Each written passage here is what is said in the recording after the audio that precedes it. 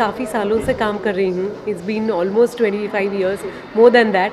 लेकिन फिल्मों ने कोई ऐसा सब्जेक्ट छोड़ा नहीं है किसी भी इशू के लिए कि उनके ऊपर फिल्म नहीं बनाई गई है. लेकिन सातपुड़ा सुपर सेवियर्स का जो कॉन्सेप्ट है, सातपुड़ा इंजीनियरिंग की जो कंप्लीट एफर्ट और एंडेवर है, वो इस बारे में है जिसके ऊपर हमारा कभी ध्यान नहीं गया था. It is all about ambulance drivers and ambulance service providers. तो मुझे बहुत ही प्राउड महसूस हो रहा है क्योंकि ये ऐसे लोग हैं हमारी सोसाइटी के जो काफ़ी मेहनत करते हैं, जो अपनी जान हथेली पे रख के काम करते हैं, लेकिन उनको उनके काम का क्रेडिट नहीं मिलता है. तो we are making a YouTube series of 8 episodes जिसके लिए हम आप सभी का स्वागत करते हैं. आप आइए, देखिए. और सिर्फ देखने से आपका मनोरंजन नहीं होने वाला है. हमें एब्सोल्युटली गारंटी है कि इन फिल्मों को देखने के बाद आपको इंस्पिरेशन मिलेगी और आप ये चाहोगे कि ऐसा काम और भी लोग करते रहें. On top of it Satpura engineering का ये एक एफ़र्ट, ऑनगोइंग एफ़र्ट चल रहा है कि जो स्ट्रेचर्स होते हैं लोगों को हॉस्पिटल में पहुंचाने के लिए, वो स्ट्रेचर्स की क्वालिटी कैसे बेहतर हो, वो लाइट कैसे हो. तो मुझे बहुत अच्छा लगा कि हमारे निर्देशक तुनीर और उनकी टीम सातपुड़ा इंजीनियरिंग के लिए इतनी खूबसूरत फिल्में बना रही है.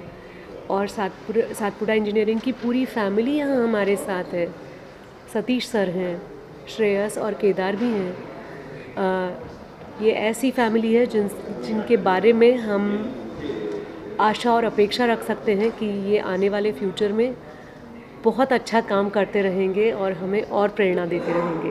क्या कुछ शॉर्ट फिल्म में से इस बार डॉक्यूमेंट्री फिल्म है, फीचर फिल्म क्या इस टॉपिक पे डायरेक्टर साहब भी सोच रहे हैं कि बनाए बहुत अच्छा और मुझे लगता है इसका जवाब वो अच्छी तरह से देंगे. लेकिन हमारे जो सुपर सेवियर्स हैं उनकी हर एक की फैमिली जो है वो किसी भी फिल्म कहानी से कम नहीं है.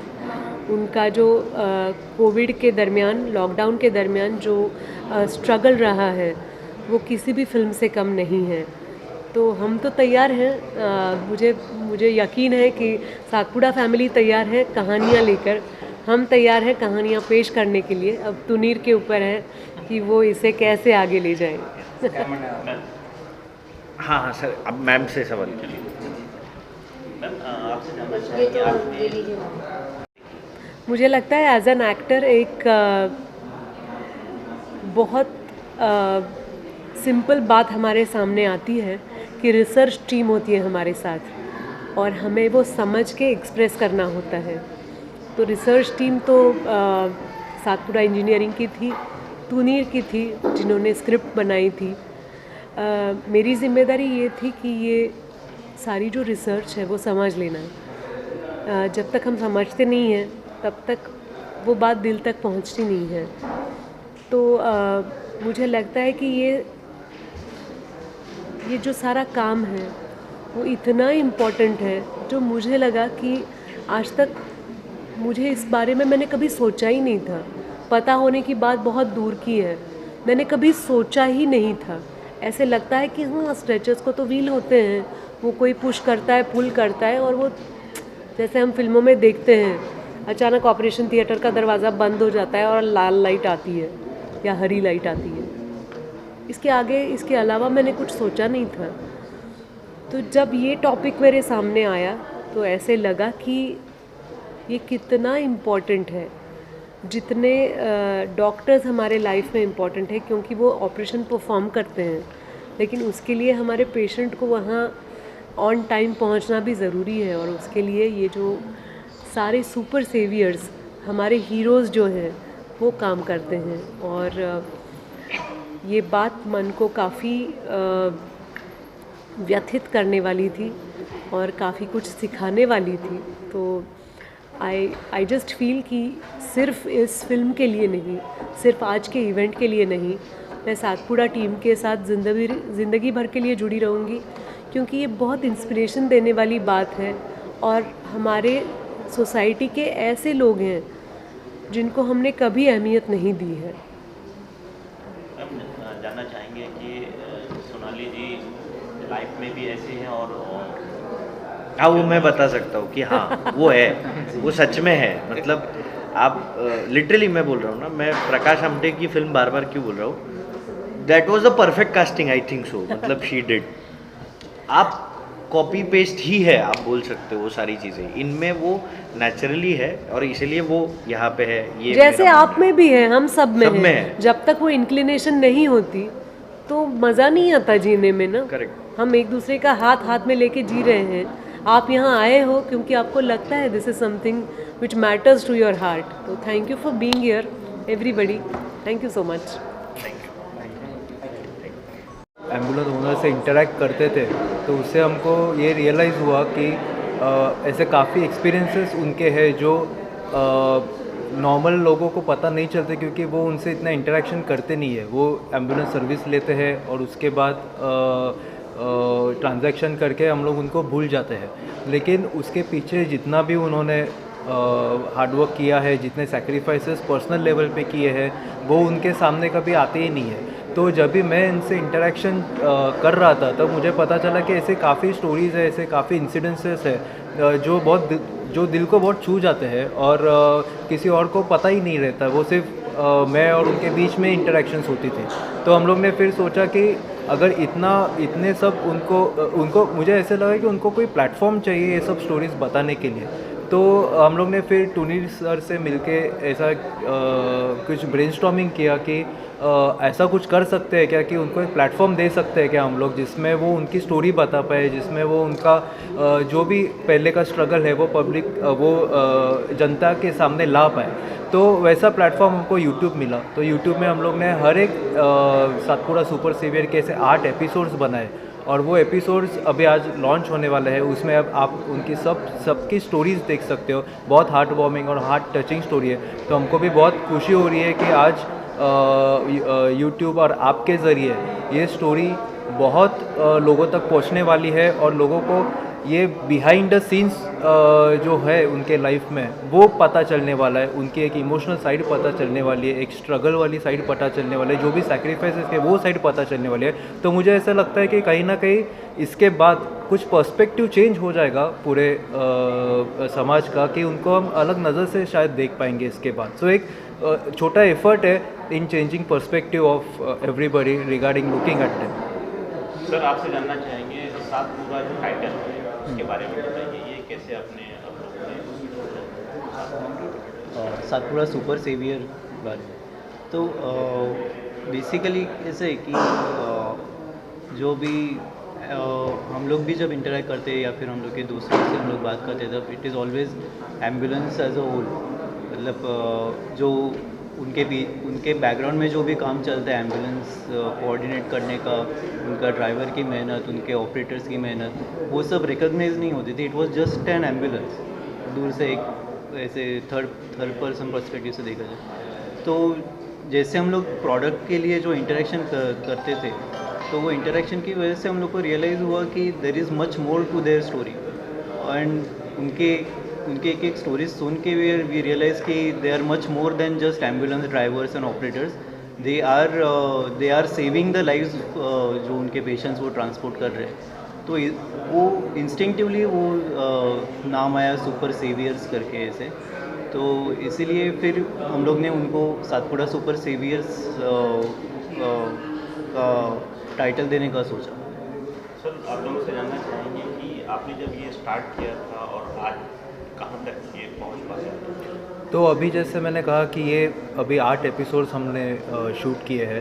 तो ये हम हमारे लेवल पे अभी करने का कोशिश कर रहे हैं। लेकिन आज के बाद जब ये सब लोगों तक ये बात फैलेगी कि ऐसा एक इनिशिएटिव लॉन्च हुआ है, तो मुझे ऐसा लगता है काफ़ी लोग इससे जुड़ने का प्रयास करेंगे। तो हमारा लॉन्ग टर्म विज़न ऐसा है कि ये इनिशिएटिव बहुत बड़ा हो और बहुत लोगों तक पहुँचे और बहुत लोग इससे जुड़े, बाकी सारे भी एम्बुलेंस ओनर्स इनिशिएटिव से जुड़े और सिर्फ ये 8 एपिसोड तक लिमिट ना हो, इसके और सीजन्स बने।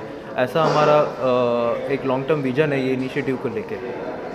हर एक सेवियर की एक यूनिक स्टोरी है तो हम चाहते हैं कि हम ये हर एक सेवियर से जुड़ना चाहेंगे और उनकी जो भी स्टोरीज़ हैं, उनके जो भी स्ट्रगल्स हैं, वो बाकी के पब्लिक तक भी पहुँचे और उनकी मेहनत रिकॉग्नाइज हो और वो रिस्पेक्ट मिले उनको, जो बाकी डॉक्टर्स, नर्सेस और उनको भी मिले, उनको मिलता है। कहाँ तक पहुँच पाए हैं अभी तक? अभी हम लोग सिर्फ लोकली जो हमारे आसपास के जो कस्टमर्स या आसपास के फिलहाल हम लोग एक महाराष्ट्र बेस के आपको बीच में आइए सर्विस प्रोवाइडर जो हमने चुने हैं, जो 8 जो सर्विस प्रोवाइडर्स है, जो जिनकी कोविड की स्टोरीज, उनकी लाइफ स्टोरीज हमें इंस्पायरिंग लगी और हमने उनको लोगों तक पहुंचाने की कोशिश की।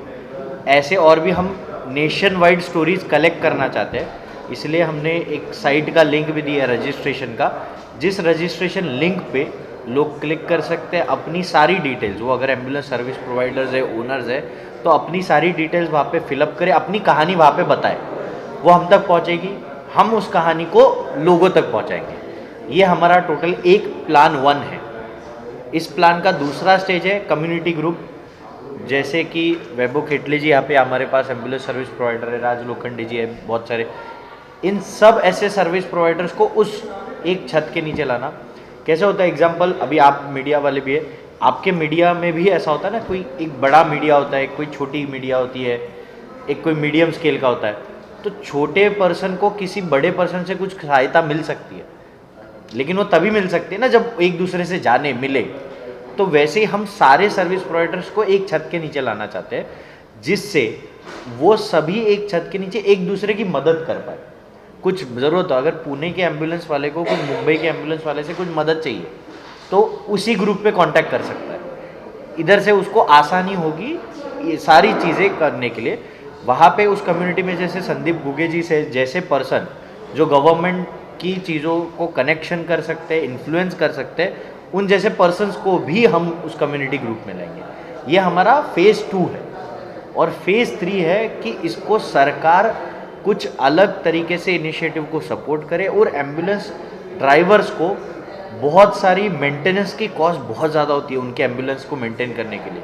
कार्डियक एम्बुलेंस हो तो स्पेशली ज़्यादा ही खर्चा होता है। तो उधर सरकार क्या क्या सब्सिडाइज कर सके, उसके लिए हम इनकी आवाज़ उन तक कैसे पहुँचाएँ, इसके लिए भी हम काम करेंगे। तो हमारे ऐसे 3 फेजेस में इस इनिशिएटिव के काम होंगे और इन 3 फेजेस को काम करने के लिए सातपुड़ा इंजीनियरिंग जैसी कंपनी ने पीछे बैकिंग की। That's the big deal. इसलिए आज हम ये सब कर पा रहे हैं। So that is the our future plan and the progress thing. और मैं चाहूँगा कि यहाँ पे 2 एम्बुलेंस ड्राइवर्स हमारे यहाँ पे बैठे हैं, राज लोखंडे जी और वैभव खेटले जी, तो ये अपनी रिव्यू दे इस इनिशिएटिव, क्योंकि उनके ही मुंह से वो बताए वो ज़्यादा बेटर है चीज़ों के बारे में। आई थिंक वो फॉर्म दिया है ये हमारी बात रखने के लिए, इसके लिए हम उनका शुक्रिया अदा करते हैं। एम्बुलेंस सर्विस प्रोवाइडर ये खाली एक ही देखा जाता है कि एम्बुलेंस एक पेशेंट को एक डॉक्टर के पास लेके जाता है या हॉस्पिटल में लेके जाता है, बट इस दौरान जो भी फैसिलिटी बनती है, क्या करना पड़ता है, ड्राइवर लोग जो रहते हैं 24 आवर्स अलर्ट रहना पड़ता है, ये सब फैसिलिटी देने के लिए, उनको प्रोवाइड करने के लिए, उनको उनके पीछे जो एक स्ट्रगल लाइफ है वो किसी ने देखी नहीं है कि क्या क्या करना पड़ता है। कोविड के बीच में तो अब सब लोग बात करेंगे, लेकिन उसका मतलब नहीं है, वो था एक दौर निकल गया। लेकिन जो उसके बाद भी जो प्रॉब्लम्स आती है, जैसे लोगों ने उन्होंने बोला कि एजुकेशन, एम्बुलेंस में एजुकेशन पर्सन अगर होते या ना होते उसमें कोई फ़र्क नहीं गिरता। ह्यूमैनिटी क्या है, उसको क्या करना चाहिए एम्बुलेंस के पीछे, वो क्यों काम कर रहा है। अभी हमारे माँ बाप ने ये काम हमको सिखाया नहीं था, हम सीखे हैं। उन्होंने जो बताया अच्छे काम करने के लिए हम लोग ने सीखे, और उसमें हम लोग को ब्लेसिंग मिल रही है, इसके लिए हम लोग कंटिन्यू कर रहे हैं। हम लोग ने भी एजुकेशन किया है, बट उसमें अच्छा मरीज़ के लिए अच्छा रहता है, अब मरीज़ को अच्छा लेके जाने के लिए उनके जो ब्लेसिंग मिलते हैं, इसके लिए हम लोग ये काम कर रहे हैं।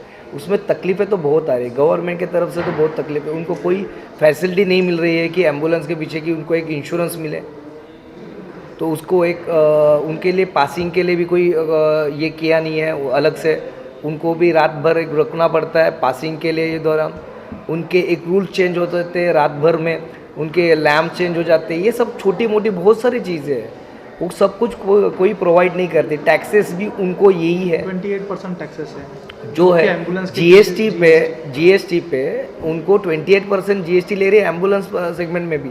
वो किसको पे करना है? एम्बुलेंस प्रोवाइडर को। जो टैक्सेशन में जीएसटी में एग्जेम्प्टेड है एम्बुलेंस, तो वो सेटअप तो नहीं ले पाएगा।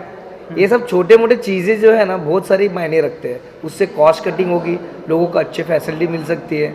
ये जो एम्बुलेंस सर्विस प्रोवाइड करते हैं उसके पीछे उनका अंदर के क्लीनअप कितना खर्चा होता है, ये सब कुछ चीज़ें नहीं। लोगों को क्या लगता है ऑटो रिक्शा का 35 रुपये किलोमीटर है, तो ये कितना 1 किलोमीटर जाना 35 रुपये ले लो। ओला उबेर है 150 रुपये में हो जाता है। तो ओला उबेर वाला पेशेंट नहीं उठा पाएगा, उसमें केयर नहीं होता है, उसमें इक्विपमेंट्स नहीं होते हैं। इक्विपमेंट्स क्या डालने चाहिए एम्बुलेंस में, ये सब कुछ पैरामीटर्स होता है। आज के डेट में हर एक एम्बुलेंस वाला उसको फॉलो कर रहा है। इसीलिए मैं इनिशिएटिव इन लोगों ने जो लिया है, प्लेटफॉर्म दिया है हमको, तो मैं सभी एम्बुलेंस सर्विस वालों को ये दरख्वास्त करूँगा कि आप एक प्लेटफॉर्म पे आइए। आपके अच्छे और बुरे सब जो भी कहानियाँ हैं वो आप आगे ला के उसमें अपन एक दौरान से एक इलाज करें और लोगों की भी सेवा करें। क्या कहना चाहेंगे इनिशिएटिव के बारे में? फर्स्ट ऑफ ऑल मैं सातपुड़ा सुपर सेवियर जो उन्होंने नाम दिया है और पाटिल सर, उनका मैं धन्यवाद उनको मैं ये करना चाहता हूँ। सर डरिए मत, आराम से हाँ। बोलिए, आप सो बोल दोगे। हाँ, सो एक्चुअली क्या है कि वैभव सर ने जैसे बोला कि एम्बुलेंस जो ड्राइवर्स है, डॉक्टर्स है, जो कि 24 आवर्स काम करते हैं। अभी देखा जाए तो ऑटो रिक्शा या फिर ओला उबेर, जो भी उनका एक टाइम पीरियड रहता है कि 8 घंटा 10 घंटा काम करे फिर वो अपने घर पे चले जाते हैं। एम्बुलेंस में वैसा नहीं है, जो कि है वो उनको रूम में ही एक ही रूम में रहना पड़ता है, जो कि उनका घर परिवार छोड़ के आना पड़ता है। वो लोग 24 आवर्स काम करते हैं और उसमें क्या होता है कि देखा जाए कि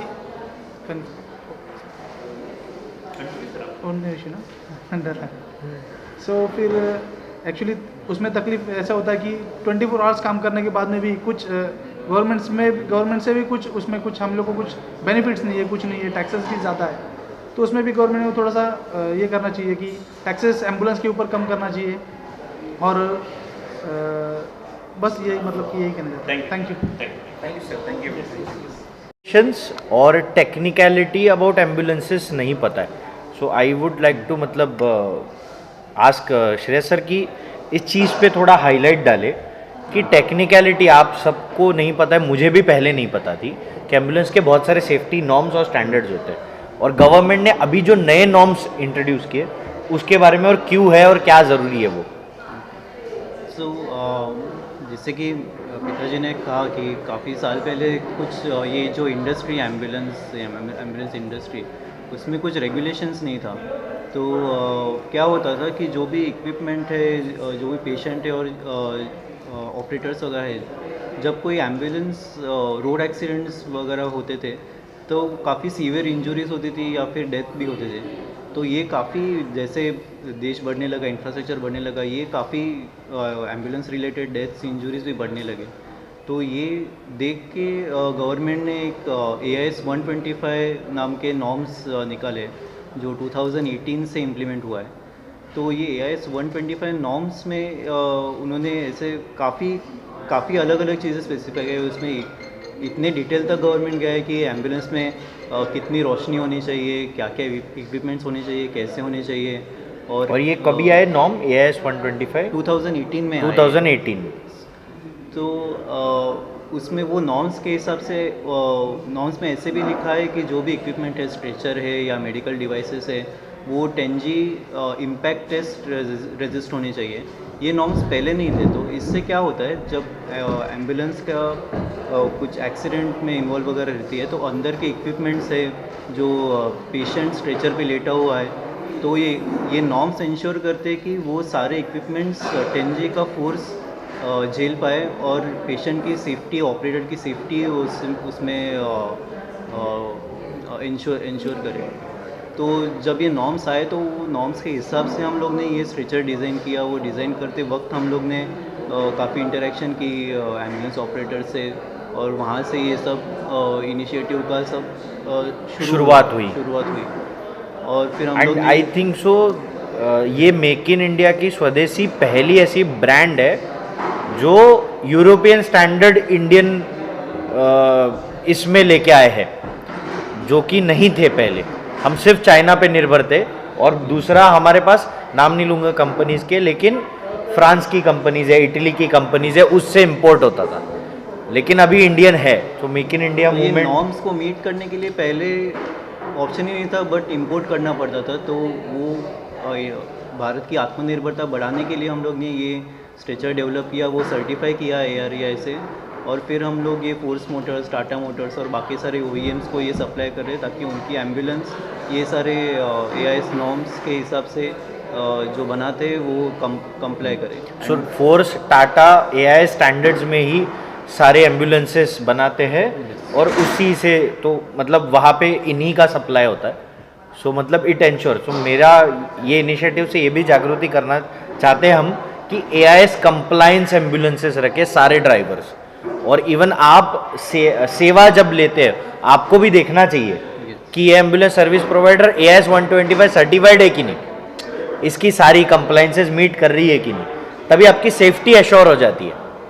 लेकिन वो कैसे पता करें कि हम लोग सर्टिफिकेट होता है उसके पास। सर्टिफिकेट होता है, एंड ऑल्सो जो भी काफ़ी सालों से जो एम्बुलेंस ऑपरेटर्स और ये इंडस्ट्री में उनको भी उनका एम्बुलेंस अपग्रेड करना है, इक्विपमेंट अपग्रेड करना है, तो वो जो नए इक्विपमेंट्स लेते हैं तब वो इंश्योर करे कि वो AIS 125 कंप्लाई कर रहे हैं, ताकि वो भी उनके कस्टमर्स के लिए एक हाई क्वालिटी और हाई कंफर्ट सर्विस प्रोवाइड कर पाए। Thank you.